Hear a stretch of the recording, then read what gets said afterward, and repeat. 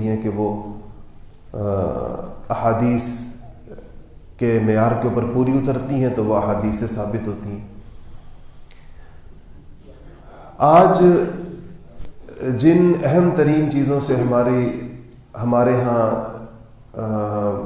پورے طور پر ہم اس سے واقف نہ ہو سکے، جس کا دوش اور اس کا الزام یقیناً ہمارے نظام تعلیم کو جاتا ہے، اس میں سے ایک اہم ترین چیز یہ ہے کہ آج مسلمان اور ان کی نئی نسلیں حضور صلی اللہ علیہ وسلم کی سیرت سے جیسا واقف ہونا چاہیے ویسی واقف نہیں۔ آپ صلی اللہ علیہ وسلم کے نام لیوا ہیں، لیکن ان کی تشریف آوری سے دنیا میں کیا انقلاب رونما ہوا، دنیا سے ایک نئی تاریخ کا آغاز کیسے ہوا، انسانیت نے ایک نیا سفر کیسے شروع کیا، ان تفصیلات سے ہم عام طور پر آگاہ نہیں ہیں۔ اور اس کی وجہ یہ ہے کہ ہمیں اس کا ایک بہت ہی مختصر حصہ، جو 1000 میں سے شاید 1% بھی نہ بنتا ہو، ہمیں وہ حصہ پڑھایا جاتا ہے، اور اس کے اندر بھی ایک لگا بندہ سا ایک پیٹرن ہے۔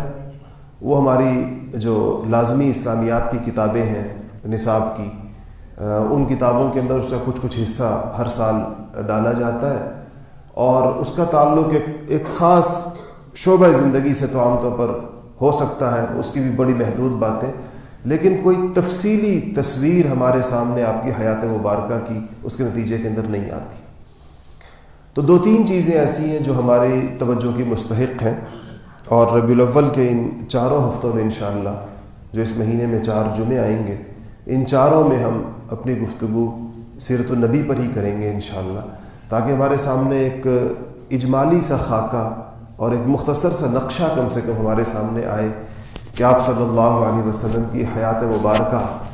پوری کائنات کے دیگر انسانوں سے کس طریقے کے ساتھ مختلف تھی، اور اللہ جل شانہ کا جو ہر لمحہ آپ کے ساتھ ایک آپ کی طرف رہنمائی اور انسانیت کی فلاح و بہبود کا جو ایک پورا پروگرام اللہ جل شانہ نے آپ کو عطا فرمایا وہ کیا ہے۔ سیرت کے ساتھ ہمارا تعلق 2 طرح سے ہونا چاہیے۔ ایک تعلق ہے واقعاتی تعلق، یعنی ہمیں آپ صلی اللہ علیہ وسلم کی حیات کی تفصیلات معلوم ہو، جو ضروری چیزیں ہیں اس کے اندر، اور ایک اس کے اندر غور و فکر اور تدبر اور عبرت کا تعلق ہے کہ ہم ان واقعات سے سبق کیا سیکھتے ہیں، ان واقعات سے ہمیں آج کے جو زندہ مسائل ہیں، آج کی جو انسانیت کی پریشانیاں ہیں، آج جو انسان کے انفرادی زندگی کے اندر مسئلے ہیں، یا اجتماعی زندگیوں پر مسلمانوں کے معاشروں کو اگر کوئی مسائل درپیش ہیں، تو وہ ہمیں اس کے لیے کیا سبق ملتا ہے، اللہ تعالیٰ کی کن سنتوں کا پتہ چلتا ہے، نبی صلی اللہ علیہ وسلم کے کن طریقوں کا پتہ چلتا ہے۔ یہ سیرت کا ایک ایسا مطالعہ ہے، اور سیرت کو ایسی نگاہ سے دیکھنا ہے کہ جس سے انسان کو خود بھی فائدہ پہنچے اور کسی اور کو بھی وہ اس کا فائدہ پہنچا سکے، بتا سکے، پوری انسانیت کو مسلمان بتا سکے کہ حضور صلی اللہ علیہ وسلم سراپا ہدایت تھے، اور ان کی زندگی کے ہر گوشے سے، ان کی زندگی کے ہر لمحے سے، ان کی تاریخ زندگی کے ہر ورق سے انسانیت کے لیے اس کے اندر بے پایہ اسباق اس میں موجود ہیں جو مسلمان دنیا انسانیت کو بتا سکتے ہیں۔ تو ان 2 حوالوں سے یہ ہمارا موضوع رہنا چاہیے، اس پر ہمیں مطالعہ بھی کرنا چاہیے، اس پر علماء کی گفتگو بھی سننی چاہیے، اور حقیقت یہ ہے کہ اس پر یعنی اس لٹریچر کی کوئی کمی نہیں ہے، ایسا نہیں کہ اس موضوع پر کوئی چیز موجود نہیں ہے۔ اگر آپ آج موازنہ کریں آپ صلی اللہ علیہ وسلم کی طرف کی موجود چیزوں کا دیگر حضرات انبیاء علیہ والسلام کے جمع شدہ فرمودات سے، تو تعجب یہ ہوتا ہے کہ کوئی ایک چیز بھی ایسی محفوظ نہیں رہ سکی سوائے قرآن پاک کے کہ جس میں انبیاء علیہ والسلام کے حالات مستند طریقے کے ساتھ آئے ہیں اور اس کے حوالے سے ہمیں معلوم ہے۔ اس کے علاوہ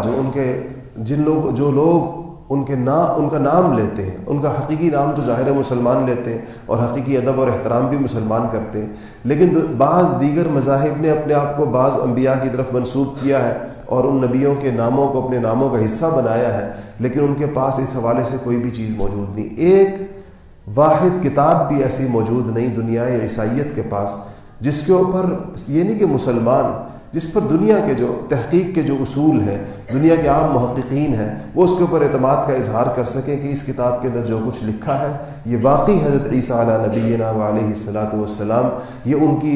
ان کی زندگی کو ریفلیکٹ کرتا ہے۔ ایسی کوئی چیز ان کے پاس موجود نہیں، وہ خود بھی شاید اس دعوے کی پوزیشن کے اندر نہ ہو۔ پوری دنیائے یہودیت اپنے تمام تر وسائل کے باوجود سیدنا موسیٰ علیہ نبینا وعلیہ الصلاۃ والسلام کے بارے میں کوئی ایک ایسی مستند کتاب نہیں پیش کر سکتی دنیا کے سامنے، کوئی ایک مستند ایسا باب نہیں پیش کر سکتی جسے موسیٰ علیہ السلام کی زندگی کے کچھ اہم گوشوں پر، ان کی تعلیمات پر، ان کی سیرت پر، ان کے ارشادات پر، ان کے احکامات پر، ان کی لائی ہوئی شریعت پر کوئی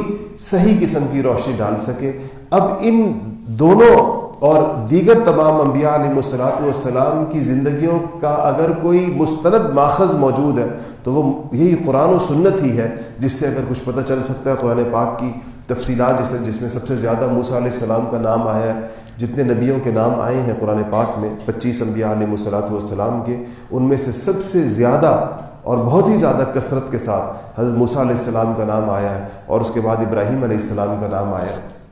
تو یہاں ہمیں وہ مستند تفصیلات ملتی ہیں۔ تو آپ کی سیرت پر جس طرح میں نے عرض کیا کہ ان 4 ہفتوں میں جو ربیع الاول کے 4 ہفتے ہیں، اور اگر سلسلہ ختم کوئی اجمالی خاکہ مکمل نہ ہو سکا تو ہم ربیع الثانی کے اندر بھی انشاءاللہ اس پہ گفتگو کریں گے کہ ہمیں جو اس کی بنیادی اور مستند معلومات کم سے کم ایک مسلمان کے پاس ہونی چاہیے،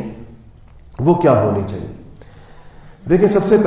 پہلی بات جو ہوگی وہ یہ کہ آپ صلی اللہ علیہ وسلم کی آمد کے وقت دنیا کی حالت کیا تھی، کیونکہ ظاہر بات ہے جو ایک نبی آتا ہے اور وہ دنیا میں جن حالات کو ان کے ذریعے سے اللہ جل شانہ بدلتے ہیں، اور لوگوں کے اندر ایک تبدیلی واقع ہوتی ہے، لوگوں کے خیالات، اذہان، ساری کی ساری چیزیں بدلتی ہیں، عادات اطوار بدلتے ہیں، تو وہ اس کی صحیح تصویر اس وقت معلوم ہو سکتی ہے جب اس زمانے کے سیاسی حالات معلوم ہوں، سماجی حالات معلوم ہو، معاشی حالات معلوم ہو، لوگوں کے اخلاقی حالات معلوم ہو، انفرادی اور اجتماعی عادات لوگوں کی معلوم ہو، تب پتہ چلتا ہے کہ فرق کہاں پر پڑا اور کس چیز کے اندر پڑا، کتنا فرق پڑا اور کیسا فرق پڑا۔ یہ اسی وقت معلوم ہوگا جب اس کی کسی نہ کسی درجے کے اندر کوئی تصویر لوگوں کے سامنے ہو۔ تو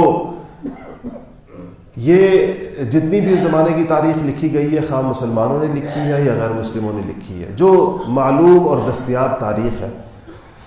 وہ یہ بتاتی ہے کہ اس زمانے کے اندر جو زمانہ آپ کی دنیا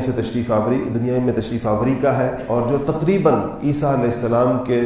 آسمانوں پر اٹھائے جانے کے 650 سال 570 سال بعد کا زمانہ ہے، یہ زمانہ انسانیت کے لیے پریشانی، تکلیف، دکھوں اور ظلم و ستم کے اعتبار سے اپنے عروج کا زمانہ ہے۔ دنیا کے اندر طبقاتی تقسیم اپنی انتہا کو ہے، لوگوں کا ایک طبقہ حکمران سمجھا جاتا ہے، ایک طبقہ غلام ہے، اور جو غلاموں کے طبقات ہیں ان کا کام صرف ان دوسری قسم کے جو انسان ہیں ان کی عیاشیوں کے لیے اور ان کی عیش پرستیوں کے لیے سارا دن جانوروں کی طرح کام کرنا ہے، اور اس کے عوض کے اندر کسی قسم کی کوئی چیز بھی نہ پانا۔ اور اسی طرح عورت مظلوم ہے، اور کمزور جس آدمی کے پاس کوئی قوت نہ ہو، جس کے پاس طاقت نہ ہو، جس کے پاس مال و دولت نہ ہو، جس کے پاس عہدہ اور منصب نہ ہو، اس کی اور تمام کمزوروں کی انتہائی قسم پرسی کا دور ہے۔ اور اس پر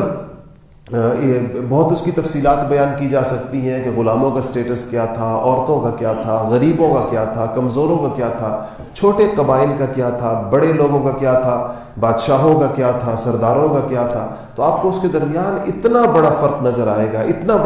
آئے گا کہ یوں لگتا ہی نہیں کہ جیسے یہ سب کے سب ایک ہی انسانیت سے تعلق رکھنے والے گروہ ہیں، لگتا ہے کہ جیسے الگ الگ مخلوقات ہوں، جیسے کہ کچھ لوگوں کے لیے جانوروں کا سا طرز زندگی پسند کیا گیا تھا، اور کچھ لوگوں نے اپنے لیے اس زمانے کی دستیاب چیزوں کے اندر جو بلند ترین سٹیٹس ہو سکتا تھا وہ اس کو انجوائے کر رہے تھے، وہ ان حالات کے اندر زندگی کو گزار رہے تھے۔ اس کی میں اس تفصیل کے اندر نہیں جا پاؤں گا کہ سیاسی حالات پر کیا رہے، حکمران کون کون سے تھے۔ آپ سیرت کی کوئی بھی کتاب اٹھائیں گے تو اس کے اندر آپ کو اس کی ساری تفصیلات ملے گی کہ اس زمانے کی حکومتیں کون کون سی تھیں، جزیرۃ العرب میں کیا صورتحال تھی، اس کے اطراف اور اڑوس پڑوس میں کیا تھی، اس زمانے کی سپر پاورز کون سی تھیں، قیصر اور کسریٰ یعنی روم اور فارس کے اندر کیا صورتحال تھی۔ باقی انسانی دنیا اس وقت کی صورتحال کیا، وہاں پر کیا چیزیں چل رہی تھیں، وہ آپ سیرت کی کسی بھی مستند کتاب کو آپ اٹھائیں تو اس کی تفصیلات وہاں آپ کو انشاءاللہ مل جائیں گی۔ یہ بھی آپ کو پتہ ہے اور ہم سب اس بات کو جانتے ہیں کہ آپ صلی اللہ علیہ وسلم کی بعثت کے لیے، آپ کو مبعوث کرنے کے لیے اللہ پاک نے جس دنیا کے جس خطے کا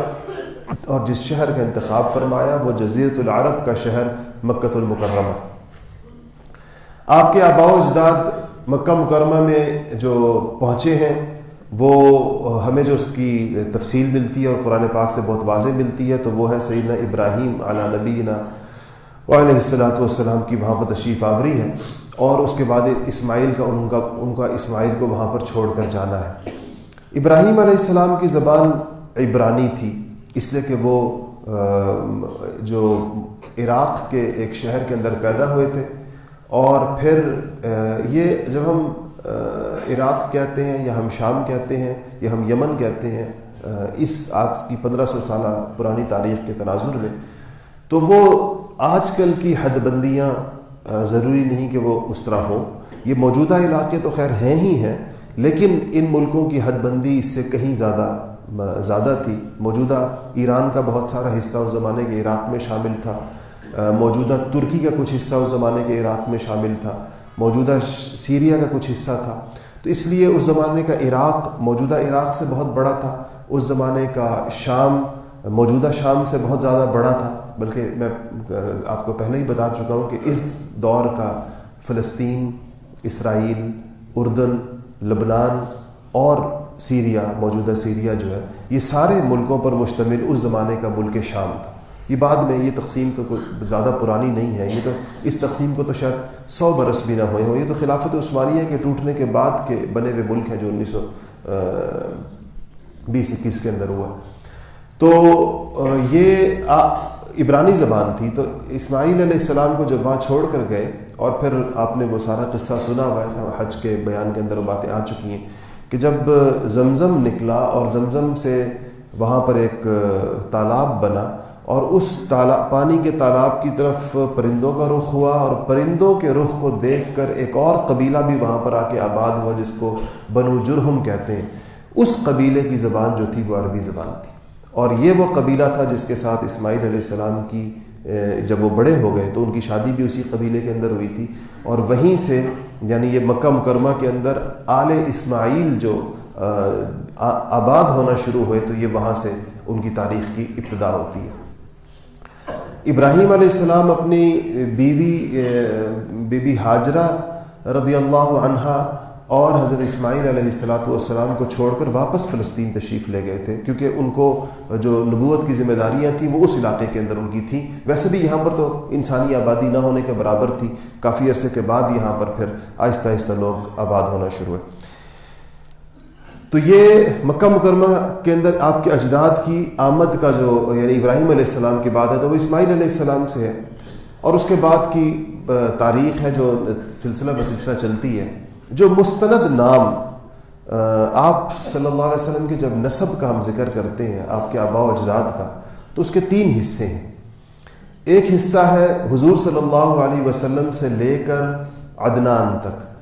عدنان آپ کے 21ویں پشت کے دادا ہیں، اور یہاں ان 21 پشتوں کے جو نام ہیں آپ کے والد اور دادا اور پردادا اور اس طرح اوپر 21 پشتوں تک، یہ بالکل مستند طریقے کے ساتھ ثابت ہے۔ خود حضور صلی اللہ علیہ وسلم اپنا سلسلہ نسب جب بیان فرماتے تھے تو عدنان تک بیان کیا کرتے تھے، یعنی یہ 21 پشتیں بیان فرمایا کرتے تھے۔ عدنان کے بعد ابراہیم علیہ السلام تک آپ کی پیڑھیاں ہیں، پشتیں ہیں بہت ساری۔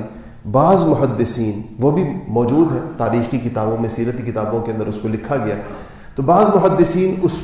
کو مستند سمجھتے ہیں کہ عدنان سے لے کر ابراہیم تک بھی جتنے نام ہیں یہ پورے ہیں، لیکن محدثین اور سیرت نگاروں کی اکثریت کا یہ خیال ہے کہ اس میں کچھ نام مسنگ ہیں، کیونکہ وہ زمانے کے اعتبار سے جب اس کو دیکھا جاتا ہے تو اتنی پیڑھیاں پوری نہیں ہوتی بعض اوقات، اس لیے بیشتر حضرات اس میں توقف کرتے ہیں اور اس سلسلہ نسب کو بالکل حتمی اور اوتھینٹک نہیں سمجھتے جو عدنان سے لے کر ابراہیم علیہ السلام تک ہے۔ تیسرا حصہ ہے ابراہیم علیہ السلام سے لے کر آدم علیہ السلام تک۔ اس کے بارے میں تو سب کا اتفاق ہے کہ اس کے بارے میں کوئی ایسی مستند تاریخ دنیا کے اندر محفوظ رہ نہیں سکی، کہ وہ پورے کے پورا شجرہ نسب جو ہے وہ محفوظ ہو. پتہ چلے کہ ابراہیم علیہ السلام سے لے کر حضرت آدم علیہ السلام تک کتنے لوگ تھے, کتنے اجداد تھے, اس کی تفصیلات کے بارے میں تو یقینی طور پر یہ بات معلوم ہے کہ اس میں جو کچھ لکھا جاتا ہے وہ پورا نہیں ہے, مکمل نہیں ہے, درست نہیں ہے. بلکہ آپ صلی اللہ علیہ وسلم کی تو ایک روایت ہے جس کے اندر آپ اپنا سلسلہ نسب اپنے والد عبداللہ سے لے کر عدنان تک بیان کرنے کے بعد فرمایا کہ آگے نسب بیان کرنے والے جھوٹ بولتے ہیں. فرمایا کہ وہ اس میں مطلب وہ پورا نہیں ہے جس کو وہ بیان کرتے ہیں, مکمل نہیں ہے وہ اس کے اندر. تو یہ آپ کا سلسلہ نسب تھا. اس میں جو نام ہمارے ہاں آپ لوگوں نے عام طور پر سنے ہوئے ہوں گے کہ عدنان کی اولاد کے اندر آگے جا کر ایک شخصیت بڑی مشہور ہوئی ہے جس کا نام قصی ہے,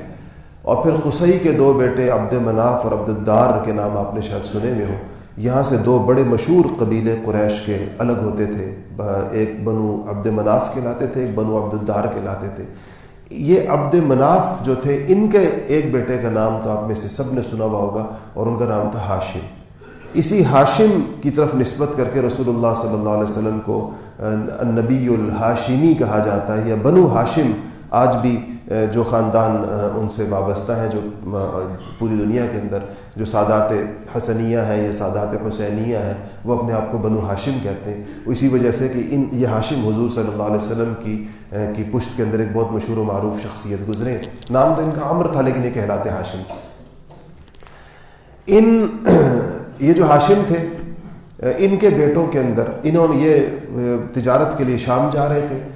شام کے رستے میں مدینہ منورہ پڑتا تھا اور مدینہ منورہ کے اندر ان کا قیام ہوا جاتے ہوئے. تو وہاں ان کا ایک خاتون کے ساتھ نکاح ہوا, اور اس نکاح کے بعد وہ کچھ دن وہاں پر ٹھہرے, اور کچھ دن ٹھہرنے کے بعد جب ان کا سفر ہوا تو وہ بیمار ہو گئے اور اس کے اندر ان کا انتقال ہو گیا. اور یہ خاتون جو تھی یہ مدینہ منورہ کا ایک مشہور قبیلہ ہے بنو نجار,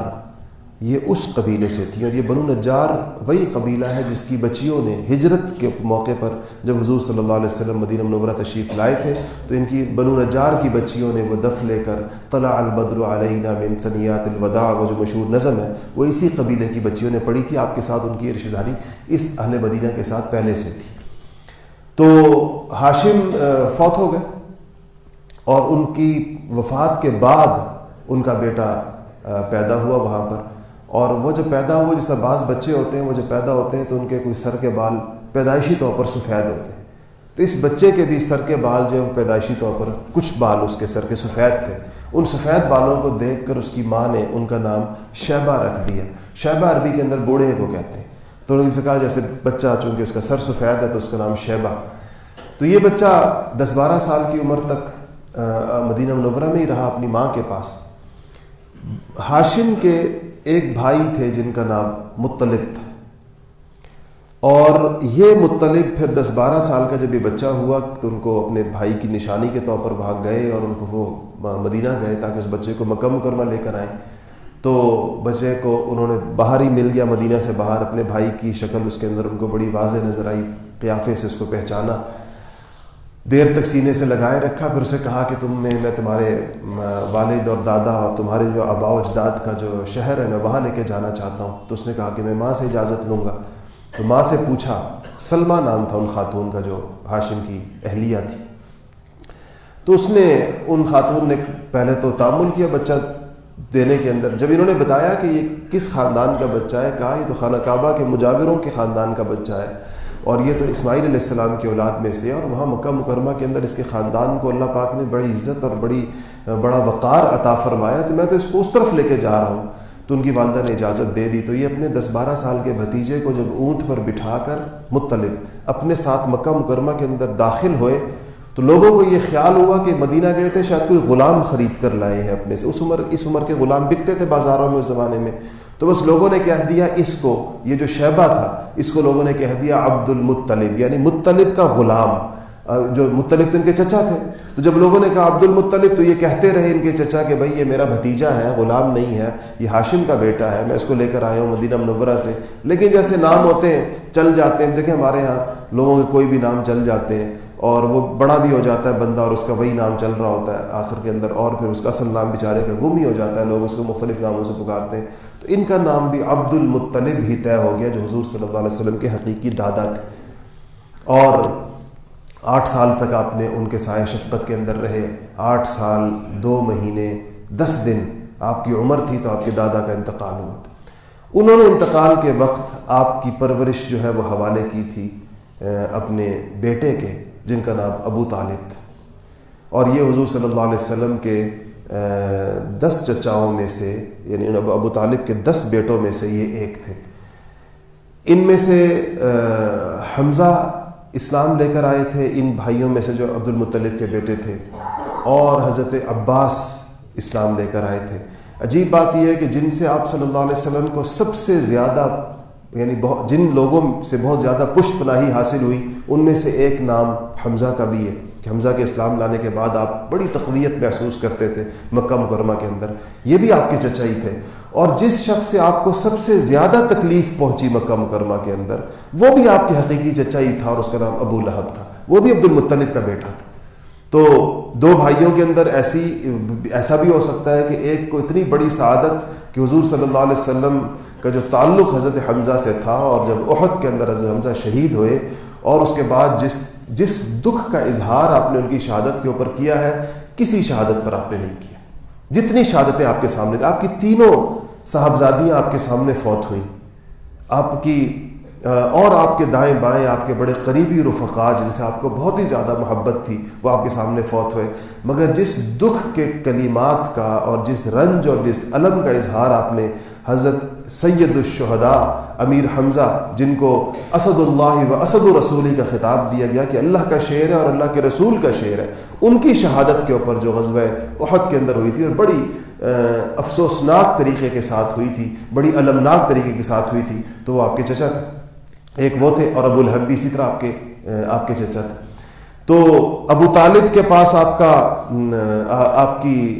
پھر پرورش کا حصہ ان کے پاس ہوا. آپ کی پیدائش جو ہے یہ عیسوی حساب سے کوئی 20 یا 22، مورخین کا اختلاف ہے کیلنڈر کے، اس کی وجہ سے 571 عیسوی بنتا ہے. 571 عیسوی 20 یا 22 اپریل کی تاریخ بنتی ہے. اور یہ اس زمانے کے اندر جو عام طور پر کیلنڈر چل رہا تھا، جو ایک نئی چیز شروع ہوئی تھی، اس کو کہا جاتا تھا عام الفیل. عام سال کو کہتے ہیں عربی کے اندر، فیل اونٹوں کو کہتے ہیں. تو وہ جو ابرہہ نے حملہ کیا تھا مکہ مکرمہ کے اوپر، حملہ تو نہیں، حملے کی جو کوشش کی تھی، تو وہ آپ صلی اللہ علیہ وسلم کی پیدائش سے 50 دن پہلے کی بات تھی. تو اس لیے اس کو کہا جاتا ہے کہ یہ یکم عام الفیل تھا، پہلا عام الفیل تھا، یعنی ابرہہ کے حملے کا پہلا سال تھا. اس سے ایک باقاعدہ کیلنڈر شروع ہوا تھا، کیونکہ اس واقعے کو بہت بڑا واقعہ سمجھا جاتا ہے، کیونکہ اس حملے کا دفاع اللہ جل شانہ نے اپنی قدرت دکھاتے ہوئے چھوٹے چھوٹے پرندوں کے ذریعے سے کیا تھا، نہ کسی لاؤ لشکر کے ذریعے کیا. ورنہ ہاتھیوں کے لشکر کے دفاع کے لیے تو کوئی ہاتھی سے بھی زیادہ بڑی مخلوق چاہیے، یا کم سے کم جتنے ہاتھی حملے کے لیے آئے ہوں ان سے زیادہ تعداد کے اندر چاہیے ہوں گے. اور یہ جو عرب جو اس زمانے کے اندر آباد تھے مکہ مکرمہ میں، یہ اپنی زندگی کے اندر جو لوگ ان میں سے سفر جنہوں نے نہیں کیا تھا باہر کا، اور مکہ میں ہی رہے تھے یا عرب میں ہی رہے تھے، یہ اپنی زندگی میں پہلی دفعہ ہاتھی دیکھ رہے تھے، کیونکہ عرب میں تو ہاتھی ہوتا نہیں تھا. یہ تو وہاں یمن سے لے کر آیا تھا اپنے ساتھ. تو یہ آپ صلی اللہ علیہ وسلم کی پیدائش کا دن ہے. اور تاریخ کیا تھی پیدائش کی، اس میں اقوال ہے مورخین کے، اور جو مستند اقوال ہے جس پر سب سے زیادہ لوگ متفق ہیں جس تاریخ کے اوپر آپ کی پیدائش کی، وہ 9 ربیع الاول ہے. اور دوسرے نمبر پر جو قول بہت مشہور ہے مورخین اور محدثین کے درمیان، وہ 8 ربیع الاول ہے. 12 ربیع الاول کی تاریخ کا قول تو ہے، لیکن جس طرح ایک محدثانہ اسلوب ہوتا ہے کسی چیز کو جانچنے کا، تو اس حوالے سے اس تاریخ کا مستند ہونا اور یقینی ہونا وہ محدثین، سیرت نگاروں اور مورخین کے نزدیک یقینی نہیں ہے. البتہ آپ کی دنیا سے رحلت فرمانے پر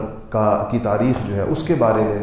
بیشتر مورخین کا اتفاق ہے کہ وہ 12 ربیع الاول ہی تھی. آپ کی دنیا سے تشریف رخصتی بھی ربیع الاول کے مہینے میں ہوئی تھی. تو یہ 8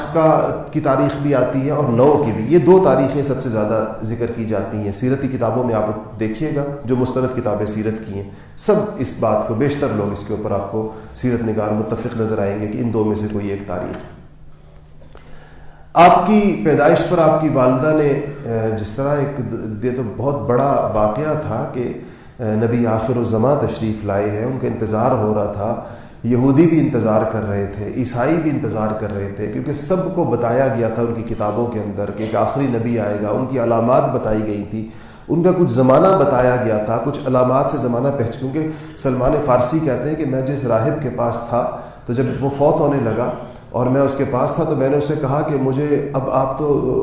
کا تو وقت رخصتی ہے، دنیا سے آپ رخصت ہو رہے ہیں، تو آپ مجھے بتائیں کہ میں کس کے پاس آپ کے بعد میں کس راہب کی خدمت کے اندر رہوں. تو انہوں نے کہا کہ اب کسی راہب کی خدمت میں مت رہو، یہ تو وقت آ گیا ہے نبی آخر الزماں کی تشریف آوری کا، اور اب ان کے آنے کا زمانہ ہے. تم جاؤ فلانی جگہ پر، مدینہ منورہ کا اس کو پتہ بتایا، کہا وہاں جا کر ان کا انتظار کرو. وہ پیدا وہاں پر نہیں ہوں گے، پیدا کسی اور شہر کے اندر ہوں گے، لیکن ہجرت کر کے وہ وہاں پر آئیں گے. تو سلمان فارسی رضی اللہ تعالیٰ عنہ جو پہلے سے مختلف اپنے فارس سے نکل کر، وہ تو فارس کے رہنے والے تھے، ایران کے رہنے والے تھے، وہاں سے جو نکل کر مختلف عراق سے ہوتے ہوئے اور شام سے ہوتے ہوئے مختلف جگہوں سے ہوتے ہوئے جو مدینہ منورہ پہنچے تو اسی پیشن گوئی کی وجہ سے پہنچے. جن یہودیوں کے اندر انصاف تھا، تھوڑی سی بھی انصاف پسندی تھی، عبداللہ ابن سلام جیسے اور دیگر یہودی علماء جو مشرف بہ اسلام ہوئے، آپ صلی اللہ علیہ وسلم کی جب انہوں نے گفتگو سنی، آپ سے آپ کی زیارت کی، آپ کا چہرہ مبارک دیکھا، تو ایسے لوگ اسی وقت پہچان گئے کہ علامات آپ کے اندر ساری کی ساری موجود تھیں. اور انہوں نے کہا کہ یہ تو وہی نبی ہیں جن کے بارے میں ہمیں کہا گیا تھا کہ وہ آئیں گے. اس لیے آپ کی آمد کوئی معمولی واقعہ نہیں تھا، یہ انسانیت کی تاریخ کا سب سے بڑا واقعہ تھا، کیونکہ سید الانبیاء آ رہے تھے. نبیوں کی جماعت پورے انسانوں کے اندر مخصوص چنیدہ اور منتخب جماعت ہوتی ہے، اور آپ اس جماعت کے امام تھے، امام الانبیاء ہے، سید الانبیاء ہے. تو آپ کی والدہ ماجدہ، آپ کی حضرت بی بی آمنہ، آپ کی پیدائش اور اس موقع پر اپنی کیفیات اور جو کچھ انہوں نے محسوس کیا کہ ان کی گود کے اندر، ان کے پیٹ میں کیا چیز آئی اور ان کی گود میں کیا چیز آئی، اس کا ذکر سیرتی کتابوں کے اندر بڑی تفصیل کے ساتھ ہے کہ وہ کہتے ہیں کہ کیسے میں نے کیا محسوس کیا. بعض مورخین نے اس کے اور سیرت نگاروں نے اس کے کچھ اثرات دنیا پر کیا پڑے اس کا بھی ذکر کیا ہے. آپ نے سنا ہوگا کہ ایران کا آتش کدہ فارس کا بجھ گیا تھا، حالانکہ وہ سینکڑوں سال سے آتش پرستوں کی یہ عبادت ہوتی ہے کہ چونکہ وہ آگ کی عبادت کرتے ہیں تو وہ آگ کو بجھنے نہیں دیتے، کیونکہ ظاہر ہے وہ ان کا معبود ہے، ان کا خدا ہے. تو وہ کہتے ہیں کہ آگ بجھنی نہیں چاہیے، یہ تو خدا ہے، تو خدا کو تو ہر وقت رہنا چاہیے. تو جو ان کے آتش کدے ہوتے ہیں جہاں پر وہ آگ جلاتے ہیں تو وہاں اتنا آگ مسلسل جلائی جاتی ہے، دن کے 24 گھنٹے اور سال کے 12 مہینے اور صدیوں تک، جہاں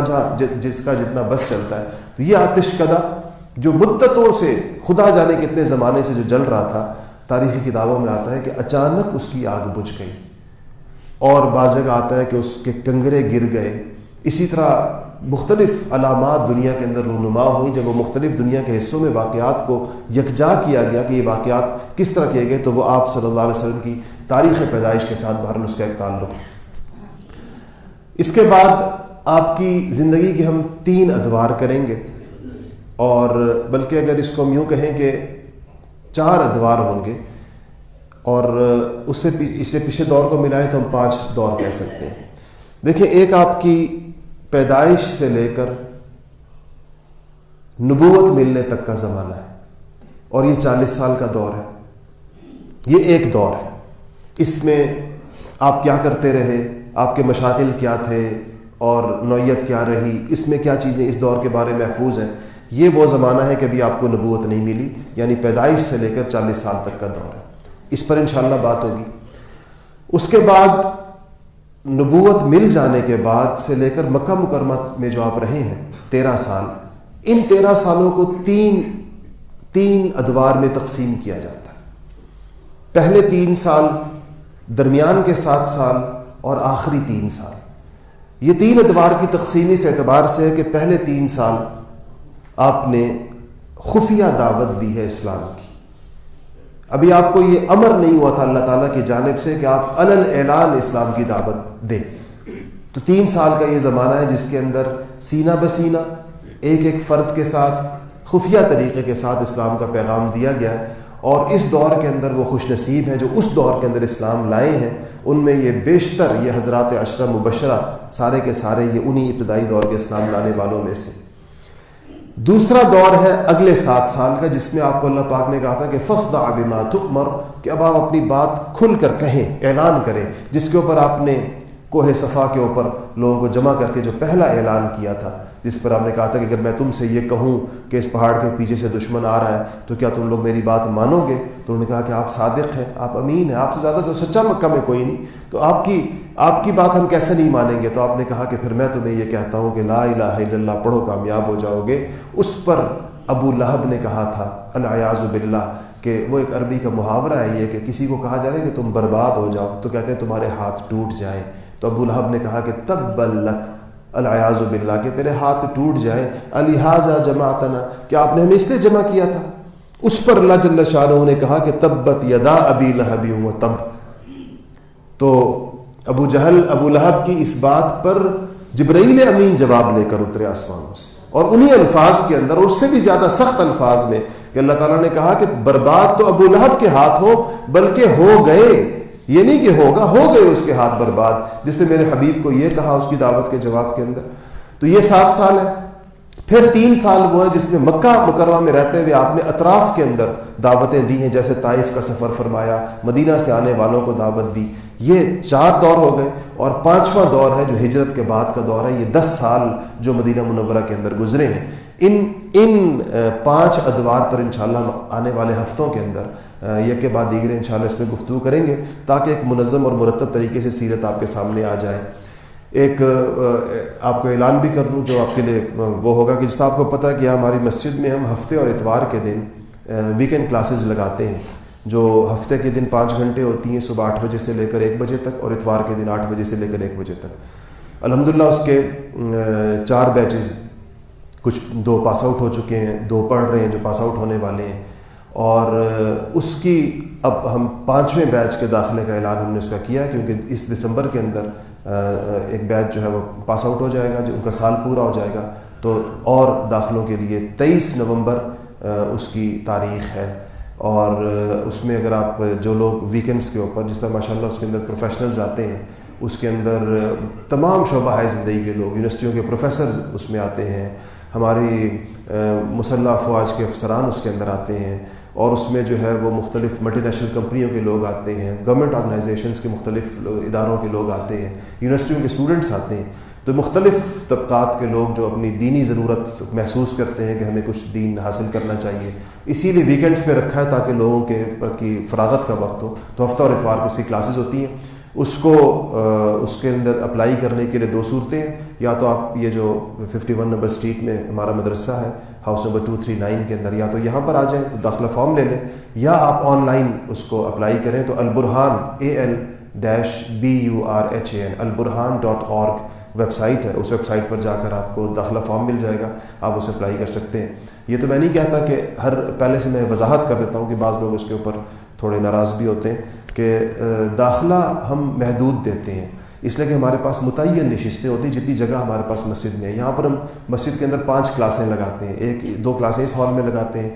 1 کلاس اوپر کے ہال میں لگاتے ہیں, 2 کلاسیں اس سے اوپر کے ہال میں لگاتے ہیں. تو ہمارے پاس 5 کلاسوں کی جگہ ہوتی ہے. ایک کلاس میں میکسیمم لوگ 30 لیے جا سکتے ہیں. تو یہ جو زیادہ انٹیک ہے ایک سیمسٹر کا وہ 150 ہوتا ہے. اپلائی کرنے والوں کی تعداد بہت زیادہ ہوتی ہے, اس لیے اس کے اندر سے پھر بہرحال سلیکٹیو 150 لوگوں کا انتخاب کیا جاتا ہے. 23 نومبر اس کی آخری تاریخ ہے. جو حضرات اس بنیادی علم دین کورس کے اندر جو 1 سال کا ہے اور ویکینڈز پر ہے, اس میں داخلہ لینا چاہیں تو اس کے لیے اپلائی کر سکتے ہیں. وآخر دعوانا الحمدللہ رب العالمین.